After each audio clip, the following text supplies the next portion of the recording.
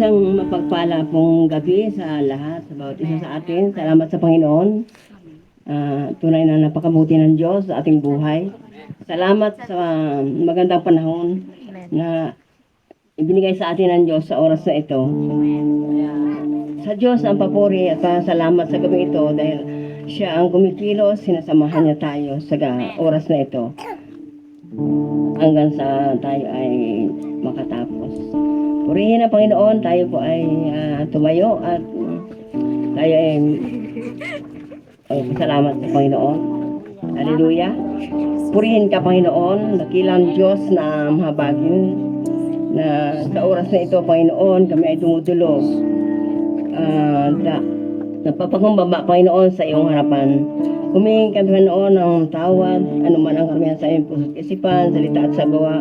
Aming hinihingi ito ng tawad, Panginoon. Pakalinisin mo kami ng banal na dugo sa lahat ng aming karumian. At maging karapat-dapat kami, Panginoon, sa iyo, sa aming paglapit, pagsamba at pasalamat sa iyo sa gabing ito. At ang bawat isa, Panginoon, ay patuloy na ikaw ang siyang mapapurihan, Panginoon, sa gabing ito.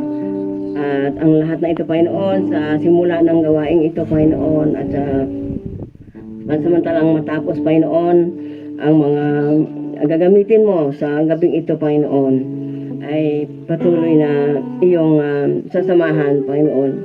Kukuberan mo ito, Panginoon, ng iyong banal na dugo, Panginoon.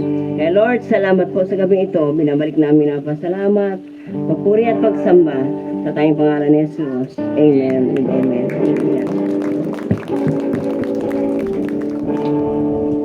Ngayon din po ay tayo ay magsisimula na. Tinatawagan ko po ang ating taga-pag-awit, si Sister Aya. Purihin ang Panginoon. Amen.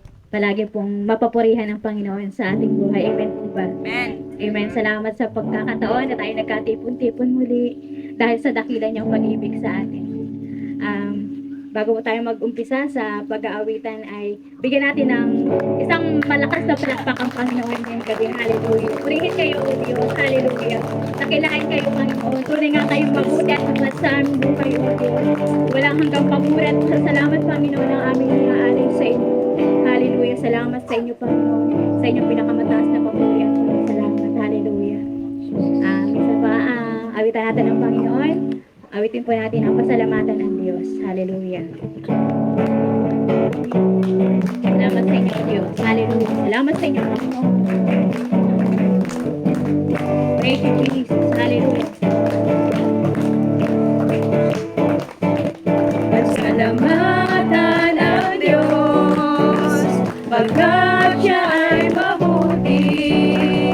Ang kagandahang loob niya'y mananatili, at inaisaysay dakila ang mga gawa ng Diyos na kahangahan. Minsan pa, pasalamatan ng Diyos.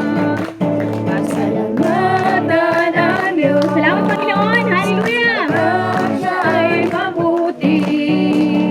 Ang kagandahang loob niya'y mananatili, at inaisaysay dakilang mga gawa ng Diyos na kahangahan. Isa pa, pasalamatan ng Diyos. Pasalamatan ang Diyos. Lord, salamat sa inyo, Diyos. Hallelujah. Siya'y mabuti.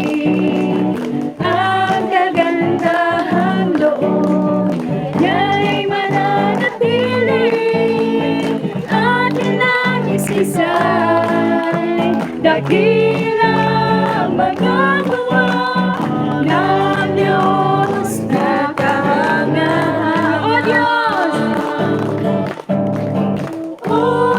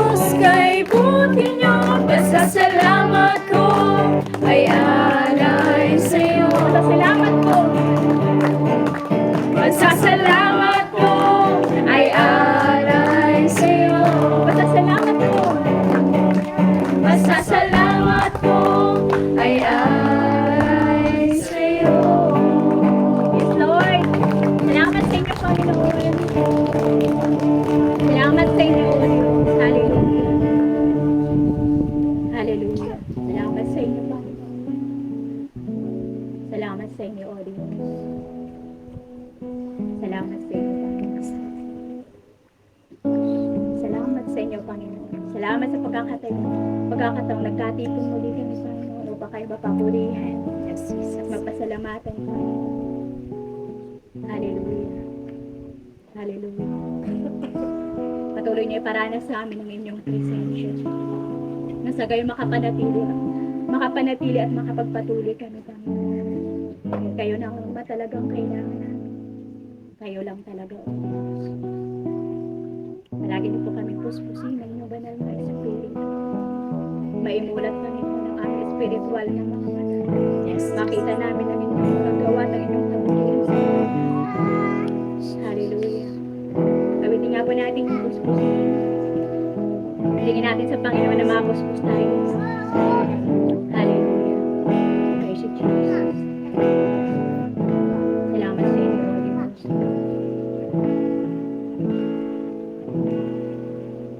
O Diyos. Salamat sa inyo Salamat, Panginoon. Hallelujah. sa biyaya at habag, sa kaligtasang taglay ko, sa pangakong kailanman hindi ako iiwanan. Tilang tugon, dalangin ko'y pakinggan. O Diyos, Salamat sa inyo, salamat sa inyo Yes, Jesus. sa biyaya at habag, sa kaligtasang taglay ko, sa pangakong kailanman hindi ako iiwanan.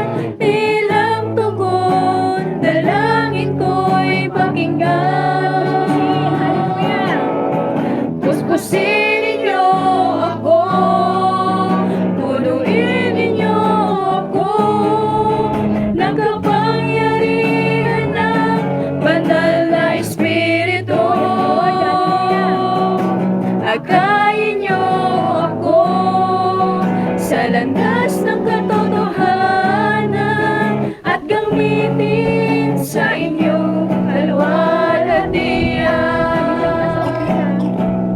O Diyos, salamat sa inyo Sa inyong pagsama at kapuspusan sa biyaya at habag, sa kaligtasang taglay ko, sa pangakong kailanman hindi ako iiwanan. Tilang tugon, dalangin ko'y pakinggan.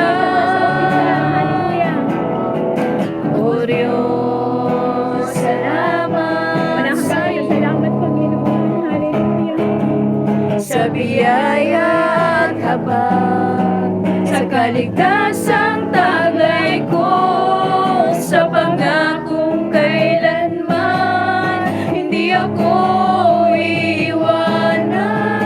Tilang tugon, dalangin ko'y pakinggan. Puspusin ninyo ako, punuin ninyo ako ng kapangyarihan ng banal na Espiritu. Akayin niyo ako sa landas ng katotohanan at gamitin sa inyong kalwalhatian. Puspusin ninyo ako, punuin ninyo Yes, ako Jesus. Hallelujah. ng kapangyarihan ng banal na Espiritu. Akayin niyo ako sa landas ng katotohanan at gamitin sa inyong kalwalhatian. Puspusin ninyo ako, punuin ninyo ako ng kapangyarihan ng banal na Espiritu. Akayin niyo ako sa landas ng katotohanan at gamitin sa inyong kalwalhatian. Puspusin ninyo ako, punuin ninyo ako ng kapangyarihan ng banal na Espiritu. Akayin niyo ako sa landas ng katotohanan at gamitin sa inyong kalwalhatian. At gamitin sa inyong kalwalhatian.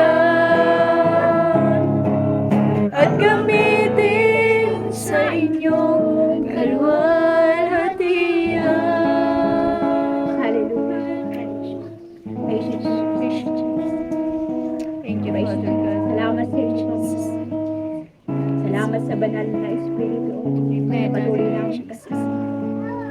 Sa patuloy namin kaaliwan, Panginoon. Amen. Salamat, Panginoon. Hindi masambit ng aming mga labi kung paano kami nagpapasalamat, O Diyos, sa mga oras na ito, Panginoon, na kayo mapapurihan, na kayo mapasalamatan, Panginoon. Salamat sa inyo, Panginoon. Salamat sa inyo, Panginoon. Amen. Dahil kayo napakabuti. Dahil kayo dakila, Panginoon. Dahil sa dakilang pag-ibig niyo, Panginoon, sa amin kami nakakapanatili. Salamat, Panginoon. Huwag niyo lang kaming bitawan, O Diyos. Tulungan niyo kaming makapagpatuloy, Panginoon. Amen. Patuloy niyo panghawakan yung pananampalataya namin, Panginoon. Huwag niyo hayaang mawala kami. Huwag niyo hayaan tuluyang mawala kami. Tulungan niyo kami sa lahat, Panginoon. Dahil hindi talaga namin ito kaya kung wala ang inyong pagsama. Amen. Kailangan namin ang inyong banal na Espiritu, Panginoon. Hallelujah. Salamat sa inyo. Salamat sa inyo, Panginoon. Wala hanggang papuri, O Diyos. Walang hanggang pasasalamat at pagdakila sa inyong dakilang pangalan, Panginoon. Talagang kayo napakabuti.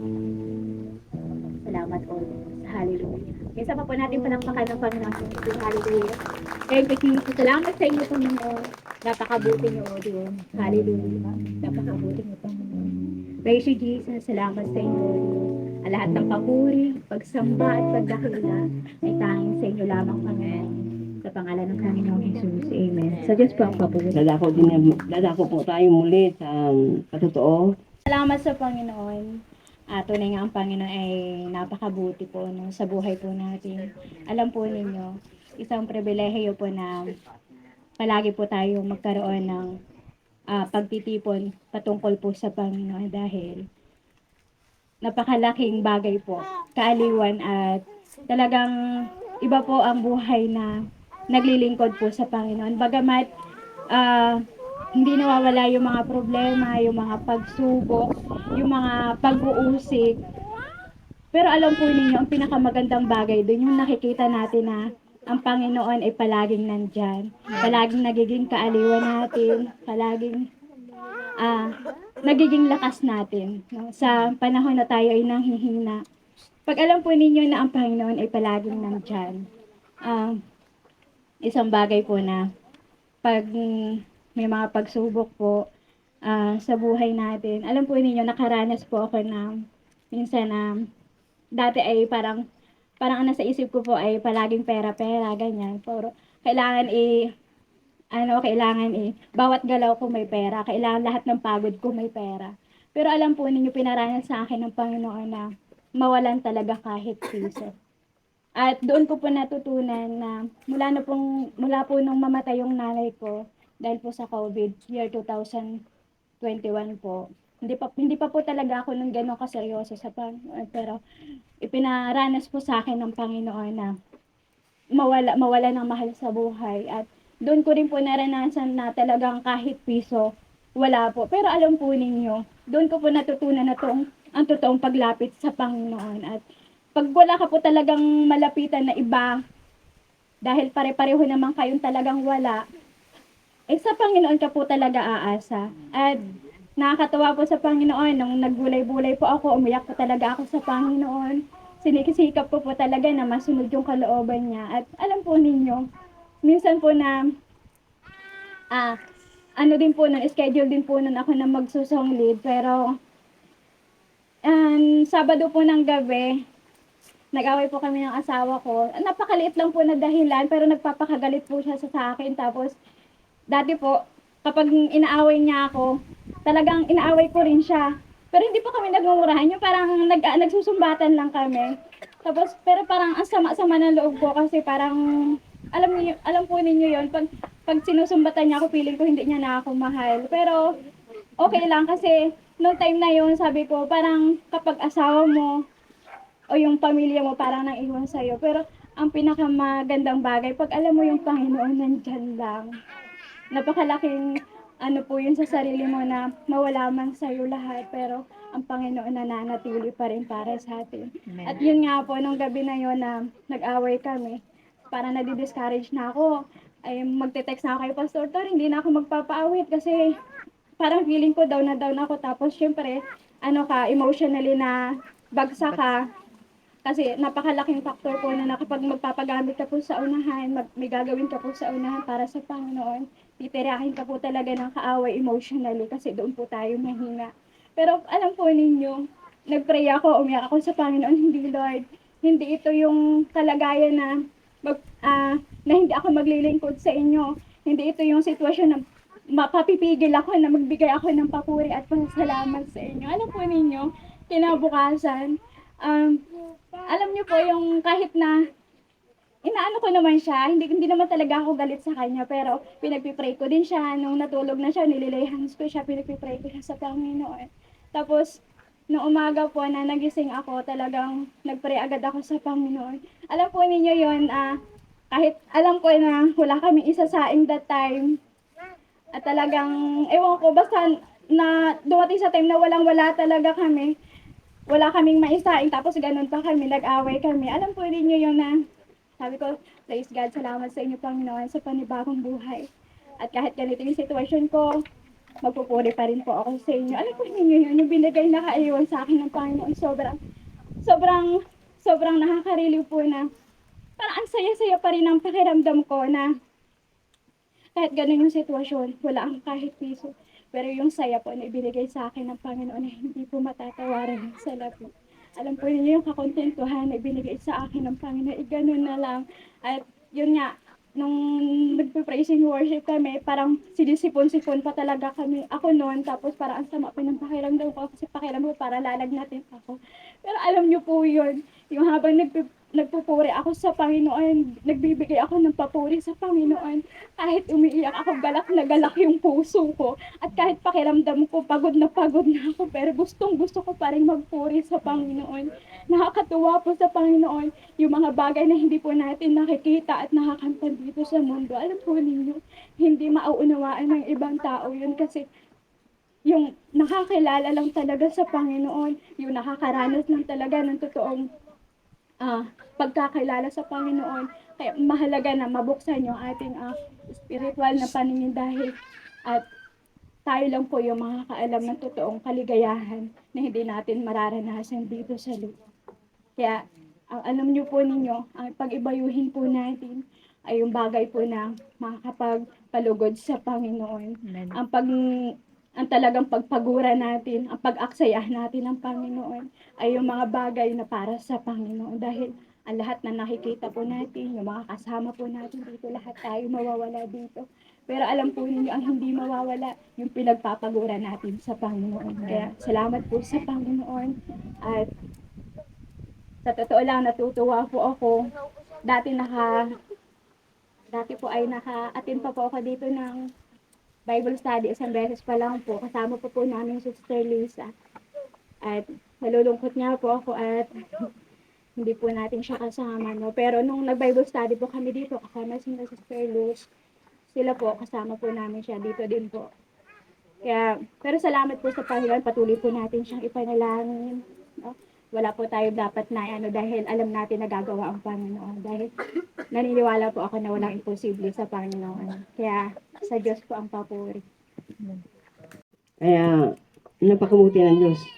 Sabi nga, hindi mo mapaliwanag kung naranasan mo yung kanyang kahabagan, ang kanyang kapayapaan na binibigay. Bagamat napakahirap tingnan harapin ang buhay, lalo na kung may pamilya ka, na maliit pa ang anak mo.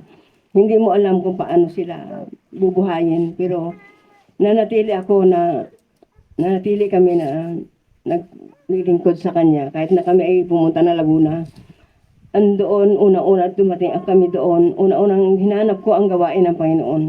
At nanatili kami doon sa gawain hanggang sa kami ay bumalik dito. Iba't ibang mga pagsubok din ang naranasan namin doon. Pero sa biyaya ng Diyos, hindi kami iniwan ng Panginoon. Tunay nga ang Diyos ay napakabuti. Hindi lang sa amin, kundi sa bawat isa sa atin. Amen. Kaya doon sa awit, nabasa ko doon sa awit 92 verse 1. Hindi ako nagkamali. Sabi doon, walang pinakamabuting gawin ang tao kundi magpasalamat sa Diyos. Ibig sabihin, kahit anuman ang ating maranasan, anuman ang kawalan natin, patuloy tayong magpasalamat sa Panginoon. Kaya binabalik ko ng pasalamat sa Panginoon ang lahat ng bagay. Kaya tayo po ay ngayon ay dadako sa mabuti, pinakamainam na bahagi ng gawain ito, ang salita na dadalhin ang lingkod ng Diyos na si Pastor Joey. Purihin ang Diyos. Amen. Salamat po sa Panginoon. At pakibati nga po ang ating mga katabi ng maligayang Pasko. Yan. Maligayang Pasko. Salamat sa Panginoon at kayo ay nagpa-unlock sa ganitong gawain. Gaya ng sinasabi ng Biblia, ang tulad natin ay sabi dito sa Psalms chapter 1 verse 1 ay mapalad, no? Sabi diyan, mapalad ang taong hindi namumuhay ayon sa payo ng masasama o sumusunod sa mali nilang halimbawa at hindi nakikisama sa mga taong nangungutya. Sa halip ay nagagalak siyang sumunod sa mga aral na mula sa Panginoon at araw-gabi ito'y kanyang pinagbubulay-bulayan. Ang katulad niya ay isang punong kahoy na itinanim sa tabi ng sapa na namumunga sa takdang panahon at hindi nalalanta ang mga dahon, magtatagumpay siya sa anumang kanyang ginagawa. Ang tulad natin na mga nagbibigay ng panahon para sa paglilingkod sa Panginoon, sa pakikinig ng salita ng Diyos, ay tulad ng isang punong nabubuhay sa gilid ng isang batis. Alam nyo, kahit panahon o hindi panahon ay maaring magbunga ito. O kahit man dumaan ng tag-init, ay maaring mabuhay ito. Ganon din po tayo bilang isang mga mananampalataya. Habang tayo po ay nakikinig ng pangangaral tungkol sa salita ng Diyos at nakaupo po kayo diyan, ito po ay halimbawa ng paghasik ng isang binhi na ang nagpapatubo ay ang Diyos. Ang salita po kasi ng Diyos ay tulad ng isang binhi na iniasik sa atin na tayo ay isang bukirin na ang nagpapalago ay ang Panginoon. Tandaan po natin, kapag ito ay nagkaroon ng buhay sa atin, kapag ito'y nahasik na, ay magiging katulad tayo ng isang punong nabubuhay sa gilid ng isang batis. Kahit anuman ang pagdaanan nito, dumaan man ang tag-init, dahil siya'y nabubuhay sa gilid ng batis, ay patuloy na mabubuhay at mamumunga sa takdang panahon. Kapatid, rahil ay bawat isa sa atin ay hindi exempt doon sa mga pagdadaanan. Rahil ang iba sa atin ay may mga pagsubok, may mga alalahanin, may mga problema sa buhay. Pero salamat sa Panginoon, nagbigay tayo ng pagkakataon sa oras na ito para sa kanyang salita, nang sa ganon ay mahasik sa atin ito at mabigyan tayo ng pagkakataon na ito ay magkaroon ng buhay sa ating mga buhay. Amen? At mga kapatid, marahil ay sa kaunting panahon o kung tayo man ay tumagal sa pagbibigay ng pagkakataon sa ganitong mga gawain o sa mga ganitong pagtitipon, Kahit sa sandaling panahon ay maiisip natin, ano kaya ang epekto nito sa akin? Ano kaya ang resulta nito sa akin? Ano kaya ang benepisyo nito sa akin? Ng aking pagdalo, ng aking pakikinig ng salita ng Diyos. Marahil ay marami tayong tanong na ganon. Ano kaya? May mapapala kaya ako? Pag ako'y nagbasa ng Biblia, ano kaya pag ako ay sumasama sa ganitong grupo, ay meron kaya akong mapapala? Kapatid, totoo ang salita ng Diyos. Kung hindi nyo po na itatanong, ay 2 dekada na kaming pinahihintulutan ng Panginoon para dalhin ang salita ng Diyos sa bawat taong aming nakakasalamuha. At kung hindi man ito totoo, na ito ay magbibigay ng silbi sa atin kapag napakinggan natin, marahil ay sa 2 dekadang iyon ay pwede na naming sabihin na walang kwenta pala ang aming ginagawa. No? Walang kwenta pala yung aming pagpapagal. Walang kwenta pala yung aming pagpapagod para akayin ng mga tao para makinig ng kanyang salita. Pero iisa lang po ang nakita ko. Itong salita ng Diyos ay maaaring magsilbi sa atin, maaaring mabuhay sa ating mga puso, sa ating mga isip habang tayo ay nakikinig.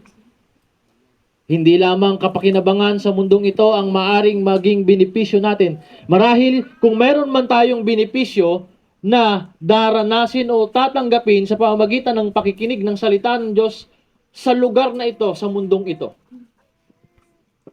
ay magiging kakaunti ang silbi nito. Bakit? Kapag dumating ang takdang panahon ng ating paglisan sa mundong ito, ay masasabi natin na malaki pala ang halaga ng salita ng Diyos sa buhay ng isang tao. Amen? Sino pong makakapagsabi sa inyo na kaya nyong tumira sa mundong ito ng habang panahon?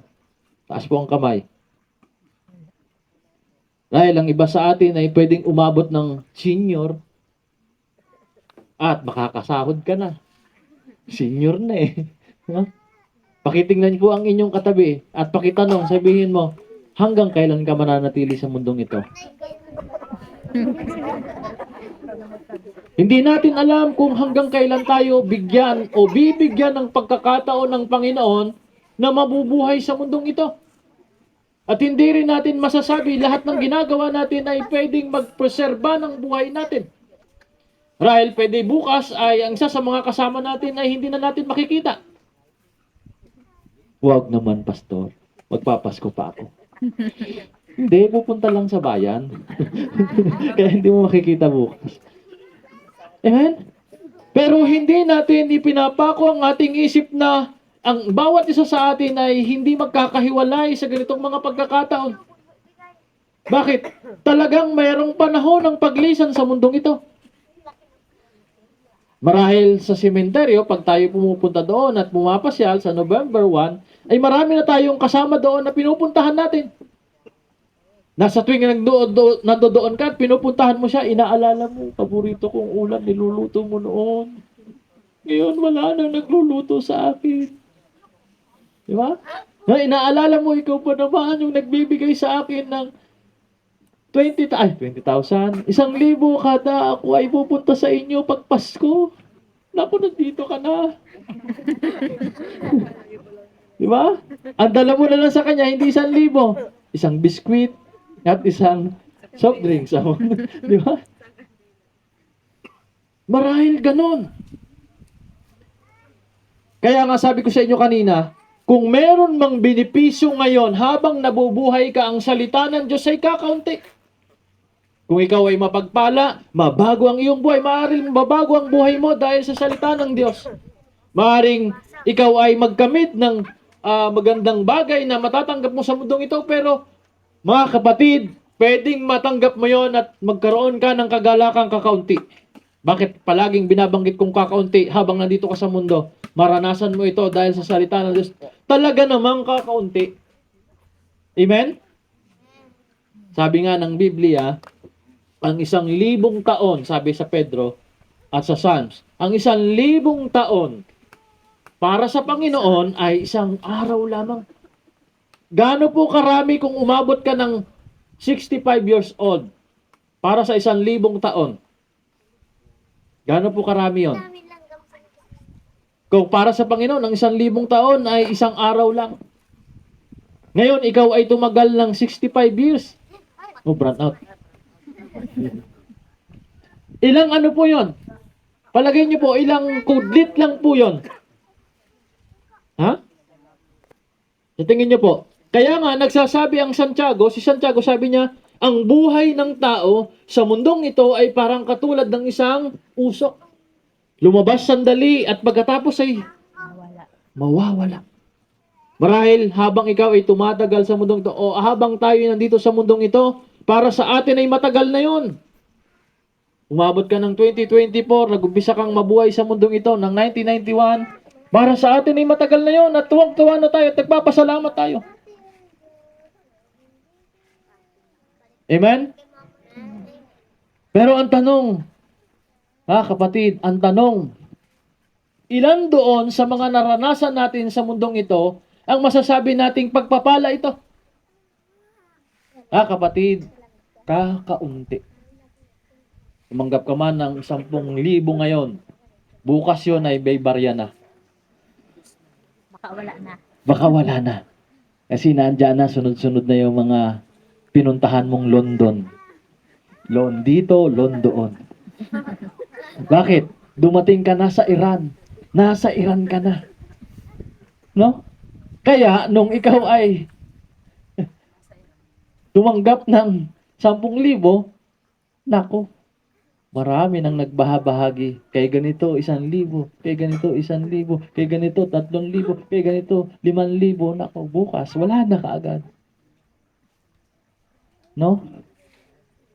Kakaunti. Pero tandaan po natin, meron talagang benepisyo, merong pagpapala habang nagbibigay tayo ng panahon para sa kanyang salita. At hindi lang po sa araw na ito, hindi lang po sa susunod na mga araw, sa susunod na taon ng buhay natin. Kundi doon pa sa isang pagkakataon na masasabi natin parang wala na tayong magagawa, ay makikita natin yung silbi ng panahon at oras na ibinigay natin para sa pakikinig ng salita ng Diyos. Naalala ko yung isang kwento sa Biblia sa Lucas chapter 15. Hindi po ako nagkakamali. 2 tao ang ikiniwento ng Panginoong Jesus. Isang mayaman at si Lazaro. Yung mayaman, dahil sa dami ng kanyang tinatamasa sa mundong ito, na para sa kanya ito'y pagpapala na. Minsan nakikita natin mga kapatid ko sa Panginoon, kapag ka merong sasakyan, merong kotse, may motor, minsan tayo, pag may tricycle, o kaya motor, ang tunog ay, ano po? Katak, katak, katak, katak, katak, katak. Bakit hulugan? Pagka nagpaandar ka na, ang tunog na ay hatak, hatak, hatak, hatak. Bakit? Hulugan eh. O kaya pag nakita natin si ganito, may kotse. Ang tunog din ay hatak, hatak, hatak, hatak. Bago nga, pero ang tunog ay hatak, hatak, hatak. Bakit? Hulugan din eh. Diba? Walang sasakyan dito ngayon na hindi ginagamitan ng hulugan. No? At ang tunog ay hatak, hatak, hatak. Diba? Pero, kahit ganoon, minsan nakikita natin, ay, parang pinagpapala itong taong to ah. Parang nasa kanya ang Panginoon ah. Maraming nangungutang sa kanya at nagpapautang siya. Well, ang karanasan po ng mayaman ay parang masasabi niya nang wala na siyang hahanapin pa. Marahil pwedeng masabi mo rin katulad ng sinabi ni Sister Aya, kontento na siya dahil nakilala niya ang Panginoon. Marahil kung ikaw ay merong yaman sa mundong ito ng katulad ng kayamanan ng ibang tao, ay masasabi mo rin, kontento din naman ako sa buhay. Ngayon ay may hawak kang 100,000, pwede mong sabihin kontento ka. Amen? Ngayon ay may laman ng bigasan ng iyong palabigasan, pwedeng sabihin mong kontento ka. Wala kang problema, makakatulog ka.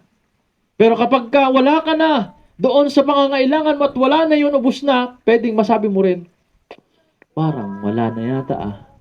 May kabalisahan ka na at masasabi mo na nasa pagsubok ka na. Pero ano nga ba ang naranasan ng mayaman? Na kahit ba nasabi niya buong buhay niya, kung umabot man siya ng 80 years old, 75 years old, or 65 years old, mula bata hanggang paglaki niya, tinatamasa niya yung kayamanan. Pero dumating din po ang tagpo sa buhay niya na kung kailan hindi na maibabalik pa yung pagkakataon para maglaan siya ng pagkakataon o yung nagbibigay sa kanya ng pagkakataon para sa panahon na yon ay mailagay siya sa tamang pagkakalagyan o tamang lugar na sana ay hindi siya nagdaranas ng ganon. Ano po bang naranasan ng mayaman? Rahel, sa mundong ito, sabi niya, kontento na ako. Kaya nung makita niya si Lazaro, namumulot nung kanyang nalalaglag na mumo, wala sa kanya si Lazaro. Pero dumating ang panahon, mga kapatid, sabi ng Panginoong Hesus. Tinawag niya si Abraham. Sabi niya, Amang Abraham, maaari po ba na ako ay makiusap? Si Lazaro nandiyan pala. Ano pong kalagayan ni Lazaro? Dahil si Lazaro ay hindi niya na pwedeng sabihin yung salitang kontento. Kasi alam mo, ano pong kalagayan ni Lazaro? Bukod sa namumulot lang siya ng makakain niya sa ilalim ng hapagkainan ng mayaman, ay ano pa po? Puro sugat. Puro sugat ang kanyang katawan na dinidilaan pa ng aso. Marahil ang kaya na lang natin gawin, dumating tayo sa tagpong ang kaya na lang natin gawin ay manghingi para lang maituloy ang buhay sa mundong ito. Kapatid, pero kung may Kristo ka, hindi ka kawawa. Amen. Kapatid, kung hulugan lang ang iyong motor at itinabi mo doon sa cash, hindi ka pa rin kawawa. At kung wala siyang Kristo, baka siya pa ang kawawa. Amen. Bakit? Pag kayo'y sabay na umuwi doon sa kabilang buhay, kasi kahit cash pa yung motor mo at ikaw hulugan, ay talagang hindi mapipigilang mawalan kayo ng buhay. O kahit pa ikaw di motor, siya di kotse, siya, yun din ang kanyang pupuntahan, kamatayan din. Amen? Amen. Kahit pa ako po ang presidente ng Pilipinas at kayo ay simpleng tao lang sa bugaro na ito. Bugaro, si sumabuhay pala. Iisa lang rin po tayo ng magiging katapusan ng buhay sa mundong ito. Lalamayan, ihahatid sa huling hantungan. Amen? Wala pong maiiba doon. Bata, matanda, may ngipin, wala. Maganda, gwapo, pangit. Iisa ng magiging kalagayan. Amen? Amen? Kahit pa artista, iisa ang magiging wakas ng buhay. Kahit pa si Alden, meron din ang huling-huling mangyayari sa buhay niya, paglalamayan, ihahatid sa huling hantungan. Pero ano ang maganda, mga kapatid, kung ganun man ang ating kalalagayan sa huling panahon ng ating buhay. Tulad ng mayaman, iisa lang nang naging kalagayan sila nung kanilang huling buhay sa mundong ito. Si mayaman at si Lazaro. Pero nakita ng mayaman ang kanilang pagkakaiba. Na kahit na parehas dumating sila sa point ng parehas na kalagayan, na parehas silang nagkaroon ng kamatayan sa buhay sa mundong ito. Pero nung nandun sila sa kabilang buhay, ano po ang kanilang naging kalagayan? Ano po si mayaman? Nakita niya na magkaiba sila ni Lazaro. Amang Abraham, si Lazaro. Alam niyo po ba si Lazaro? Nasa piling ng Panginoon. Yung dinaranas niya ay napawi. Yung kanyang pinagdaanan sa mundong ito ay para bang hindi siya nagdaan doon. Halimbawa, siya ay puro sugat sa mundong ito ng 35 years or 60 years. Para sa atin, matagal na yung paghihirap na yon. Pero nung ma-experience niya ng konting panahon, yung binigay ng Panginoon sa kanya, ng pinagmula ng kakaunti nating pagpapala ngayon sa mundong ito. Kasi, nandoon talaga yung lubos na pagpapala eh. Yung magkaroon ka ng buhay na masagana at kasiya-siya. Abay, yung 65 years na paghihirap ay para bang hindi siya nagdaan doon. Bakit? Nung tinawag siya ng mayaman Amang Abraham, nandiyan pala si Lazaro. Basahin niyo po yun. Nagsalita po ba si Lazaro? Ay, oo nga, nandito ako. Sarap-sarap dito. Hindi. Kahit yung kanilang pagsasama doon sa kabilang buhay, hindi niya na naalala. Dahil sa sarap ng kanyang naranasan sa mundo. Sa kabilang buhay na inihanda ng Panginoon. At yung mayaman ay may reklamo. Sabi niya, Lord, Amang Abraham, konting tudlok man lang ng daliri ni Lazaro ay iparanas niyo sa akin para maginawahan man lang ako sa hirap ng aking pinagdadaanan. Kapatid, marahil ay hindi ka magiging sikat kahit may Diyos ka. O maaaring pahintulutan tayo ng Panginoon na mag-trending ka. Pero kahit mag-trending ka pa, kung wala naman ang Panginoon sa iyo, kakaunti ang silbi ng dinanas mong kaginhawahan sa mundong ito. Marahil pag may 1,000 ka, mabibili mo ang gusto mo at medyo gagaan yung paghinga mo. O kaya pag upo mo dyan sa lamesa na laging ang inahain mo ay tuyo, bagoong isda, ano pa? Pata, patapik-tapik sa asin. Disabog. Pero nung maghain ka ng litsong manok, wow, ginhawa. Ang sarap ng kain. Marahil magiginawahan ka ng kaunti. Kakaunti. Kapatid, kakaunti yan. Sa mararanasan natin na benepisyo na gustong ipagkaloob sa atin ng Panginoon sa pamagitan ng pagbibigay niya ng kanyang buhay sa atin. Kaya nga, may dahilan ng Pasko at ang dahilan ng Pasko ay ang Panginoon. Ang Panginoong Jesus. Bakit? Yung susi ng pagpapala na kakaunting nararanasan mo din marahil tuwing Pasko, makakatanggap ka ng regalo. Sa susunod, wala na uli. Sa susunod na Pasko na uli. At medyo masisiyahan ka. May natanggap kang regalo, may binubuksan kang kaunti. Pero kakaunti. Pero kung ikaw ay magbibigay ng panahon at konting oras lang, katulad nitong ginagawa natin ngayon, kapatid, lahat tayo dito kung tayo magkakaroon ng kaseryosohan para sa salita ng Diyos at ito'y gusto nating mabuhay sa ating buhay. Tinitiyak ko sa inyo. Maraming magsasabi sa inyo pagdating ninyo sa kabilang buhay. Ganyan. Ganyan ang pitik ninyo.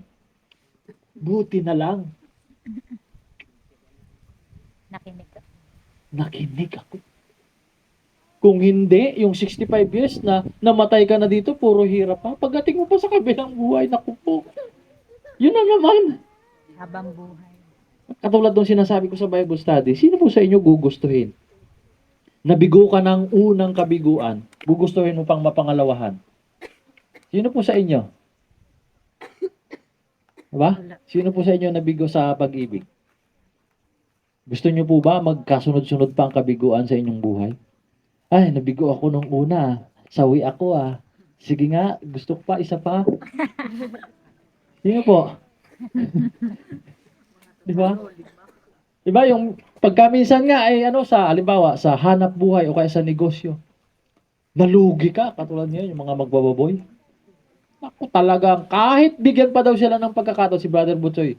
Isang araw na lang ng sabi ko kasi, sabi daw ng gobyerno, 3 years to 5 years pa bago ka uli magbaboy pagka tinamaan ng ASF yung lugar ng iyong babuyan. Sabi naman ni Brother Butsoy, naku, kahit bukas pa. Bukas pa, sinabi ng gobyerno, pwede ka na mag-alaga. Hindi na talaga ako mag-aalaga. Di ba? Di ba?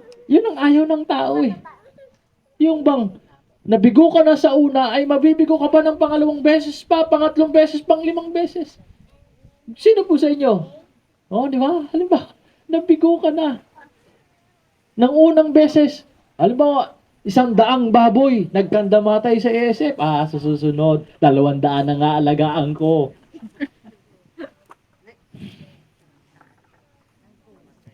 Di ba? Wala pong ganon. Kaya nga, yun ang ayaw ng Panginoon na mangyari sa atin. Na minsan ka nang nakadanas pa ng kabiguan sa mundong ito, Dahil sa maling desisyon natin, sa maling pagpaplano natin, sa maling pamamaraan na ating inahakbangan.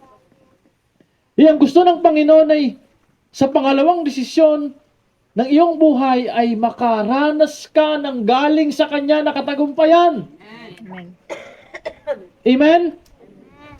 Kapatid, kung gugustuhin man natin na tayo ay mapagpala sa lugar na ito o sa mundong ito, marahil ay pagbibigyan tayo ng Panginoon.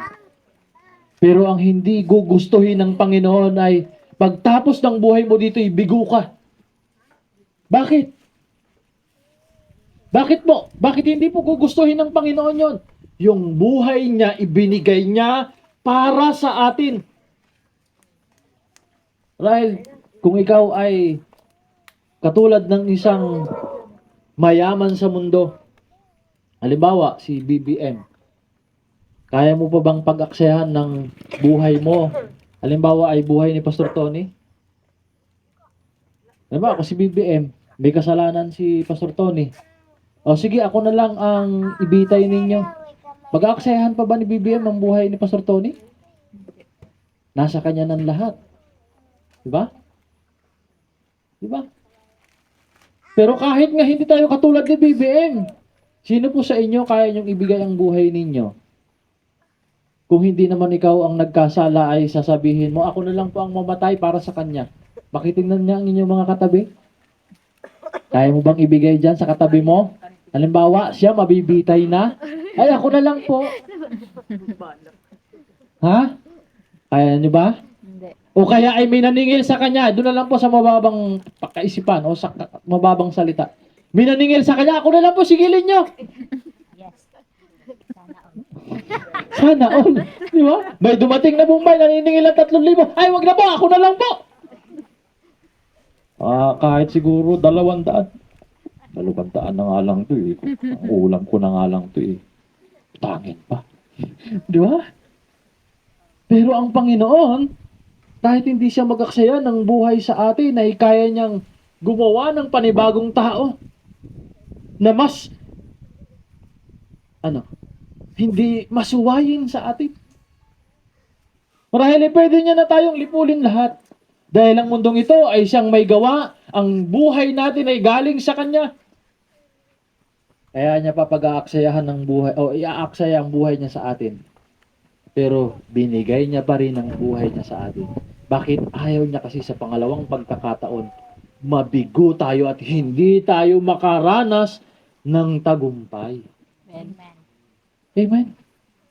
Kaya nga, kung meron man tayong dapat ipagpasalamat ngayong Pasko, kapatid, ay nung ibinigay ng Panginoong Yesus yung kanyang buhay para sa atin.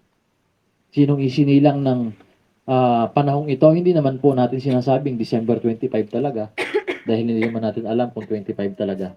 Pero naglagay lang tayo ng date para meron tayong palatandaan. At ang buhay na ipinanganak ng panahon na yan, ay ang buhay ng ating Diyos na siyang magbibigay sa atin ng daan para doon sa tunay na tagumpay. Kapatid, iilan po tayong lahat dito. Dahil mahigit tayo sa 30. Pero pag lahat tayo ay nagsabay-sabay na umuwi sa Panginoon, at dahil tayo ay nagkaroon ng seryosong pakikinig sa salita ng Diyos at tinanggap talaga natin ng totoo na kahit ano man ang kalagayan natin sa buhay, rahil pagdating nyo doon, buti na lang. Salamat sa Panginoon. Bakit? Kapatid, yung pangalawang kabiguan ay pag dinanas pa natin yun sa kabilang buhay, wala na pong magliligtas sa atin. Amen? Kahit ang Panginoon na hindi na tayo kayang tulungan doon. Bakit? Yun na kasi ang pinili natin. Amen? Kaya nga, kapatid, ang buhay sa mundong ito ay puro pagpili. Pagpili saan? Para sa magandang kapalaran at kinabukasan natin. At ano yun? Hindi yung para maging engineer ka balang araw, maging mayor ka balang araw, kundi yung inaalok sa atin ng Panginoon na magandang buhay o buhay na walang hanggan sa pamagitan ng paglalaan natin ng konting oras at panahon.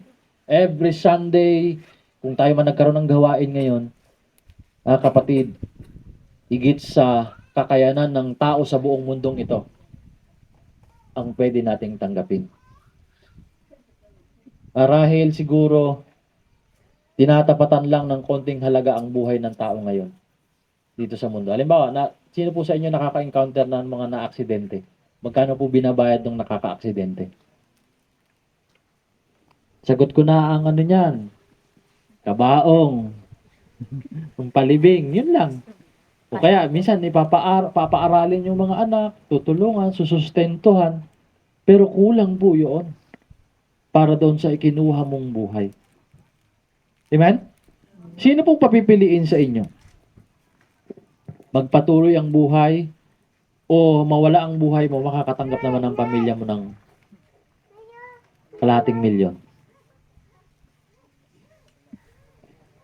Ayun ang mas masarap. May kalahating milyon ka na wala ka naman. Wala ka namang buhay. O wala kang kalahating milyon, 5 piso lang, pero kasama mo yung pamilya mo. Alin po ang mas masarap? 5. 5. Ng 5. Kaya kitain yung pera eh. Men? Kayang kitain po ang pera. Kaya pong pagpawisan ng pera. Pero ang buhay hindi po kayang pagpawisan. Amen? Hindi kayang ibalik ang buhay ng maraming luha. No, kaya doon sa sementeryo, di ba, maraming luhang pumapatak doon, pero hindi pa rin kaya. Naalala ko yung isang patotoo ng isang pastor eh. Sabi ng isang pamilya, sasama ko kasi yung libingan, may huka, yung parang, di ba, sa private. Sasama ko, tinulak. Iyaon nyo ko. Yung tinulak, di, nalaglag. O siya, sama ka pala eh. Ay, maya, sinabi, iyaon nyo ko. Ahon din pala. Parang nagdrama lang. Wala pong naibalik ng maraming luha ang kamatayan. Kapatid, pero kung magbibigay ka ng halaga sa salita ng Diyos, lalo na ngayon, binigyan natin ng halaga, maraming kayang ibigay ito. Kung magtapos man ang buhay mo sa mundong ito, pagdating mo sa kabilang buhay, may buhay ka pa rin, inaasahan at pag-asa. Kapatid, marahil doon ay hindi na tayo maghihirap pa sa kung anumang bagay. Hindi tulad ng meron tayong buhay sa mundong ito. Kaya, ang mensahe ng Panginoon sa atin ngayong gabi, yung kakaunting meron tayong tinatanggap na biyaya ay higit pa sa tinanggap natin nung ibinigay ng Panginoong Hesus sa kanyang buhay sa atin. Ano yon? Yung buhay na walang hanggan. Kaya, kung meron kang kakaunti na benepisyong natanggap mula sa salita ng Diyos ngayon sa mundong ito, dapat kang magpasalamat. Pero lalo tigit kang dapat magpasalamat. Bakit? Hindi lang kakaunti ang meron kang tatanggapin. Bakit? Tatanggap ka din ng buhay na walang hanggan. Dahil sa iyong pananampalataya kay Kristo Jesus, mula doon sa kanyang salitang binhi na inahasik sa atin, napakinggan natin, na ito'y magbubunga at magkakaroon ng pag-asa sa atin sa buhay na ito. Amen? Kaya salamat sa Panginoon ngayong gabi. Tayo ay manalangin, tayong lahat ay tumayo. Bago po ako magtapos, kunin mo nga yung ating gitara.